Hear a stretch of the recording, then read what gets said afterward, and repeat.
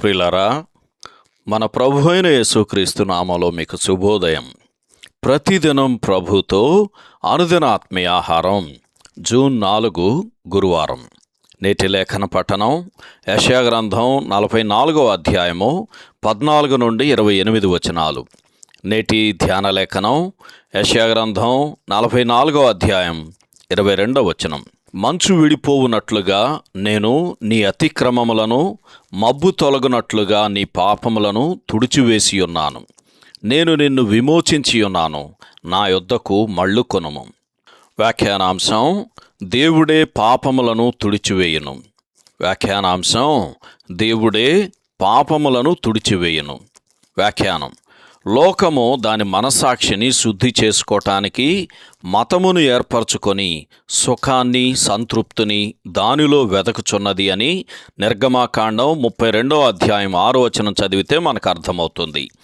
నేటి లేఖన పట్టణంలో చదువుకున్నట్లుగా మనుష్యుడు ఒకే చెట్టు కర్రతో చలి కాచుకోవటానికి, దానిలోని కొంత కర్రతో రొట్టెను కాల్చుకోవటానికి, దానిలో ఇంకొంత కర్రతో దేవదూతను చేసుకోవటానికి వాడుకొని దాని ఎదుట సాగిలపడి దానికి నమస్కరించినట్లుగా ఈ లోక సంబంధమైన మతము కూడా ఉన్నది.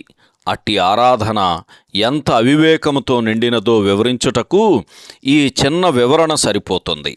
అతడు తనను సృజించిన వానిని ఆరాధించుటకు బదులు తన స్వహస్తములతో తానే రూపించుకొనిన జీవము లేని ప్రతిమ ఎదుట వెర్రివాడై సాగిలపడుచున్నాడు. మనుష్యుని వెర్రి పనులను గూర్చి యెషయా గ్రంథం 44వ అధ్యాయము 9 నుండి 20 వచనాలలో పూర్తిగా వివరించబడింది. మనుష్యుడు నిర్విరామంగా అది ఇది చేస్తూ అలసిపోతూ ఉన్నాడు. వీటన్నిటి ముగింపు విషాదమే. ఎందుకంటే యెషయా గ్రంథం 44వ అధ్యాయం 20వ వచనంలో రాయబడినట్లు, వాడు బూడిద తినుచున్నాడు, వాడు తన ఆత్మను రక్షించుకొనజాలడు. దేవుడు చేయు కార్యమును గూర్చి యెషయా గ్రంథం 44వ అధ్యాయము 21వ వచనం నుంచి వివరించబడింది. మంచు విడిపోవునట్లుగా నేను నీ అతిక్రమములను, మబ్బు తొలగునట్లుగా నీ పాపములను తుడిచివేసి ఉన్నాను. నేను నిన్ను విమోచించి ఉన్నాను అని దేవుడు తన కార్యములను వివరించుచున్నాడు. మేఘావృతమైన ఆకాశమును గాలి ఒక్క క్షణములో ఎలా తేటపరుస్తుందో, అలాగే వెలుగై ఉన్న దేవుడు కూడా తన శక్తివంతమైన ఊపిరి ద్వారా ఆయనకు మనకు మధ్య అడ్డుగా ఉన్నదానినంతటినీ తొలగించి వేస్తాడు.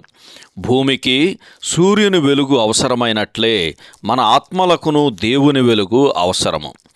ఆకాశమును విశాలపరచిన ఆయన, భూమిని పరచిన ఆయన, తల్లి గర్భము నుండి నరుని రూపించిన ఆయన తన భూసంబంధమైన ప్రజలను తిరిగి స్థాపించటానికి మరియు ఆయన యందు విశ్వసించు వారి రక్షణ కొరకు అవసరమైన దానిని తప్పక చేయ సమర్థుడు.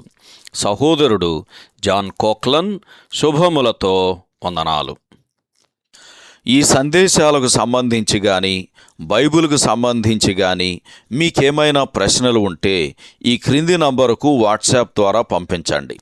మీ ఆత్మీయ క్షేమాభివృద్ధి కోసం అనుభవజ్ఞుల ద్వారా జవాబులు అందించబడతాయి.